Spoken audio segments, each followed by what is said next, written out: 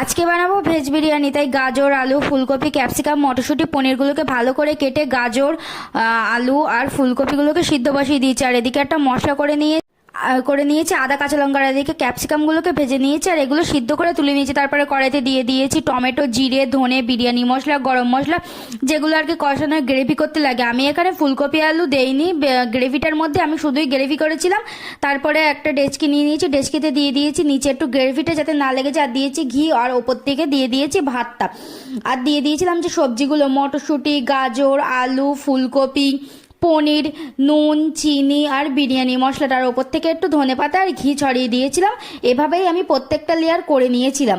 তোমরা চাইলে আরও অনেক সবজি দিতে পারো, কিন্তু আমরা যেহেতু এই সবজিগুলো ছাড়া আর খাই না, ওই জন্য দেইনি। তোমরা চাইলে আরও অনেক সবজি দিয়ে দিতে পারো। দেখো, আমি এই করে প্রত্যেকটা লেয়ার আর কি করে নিয়ে ভাপে বসিয়ে দিয়েছিলাম। চলো ভাপটা হতে থাকুক, তারপরে বিরিয়ানিটা খুলে থাকে। দেখো আমার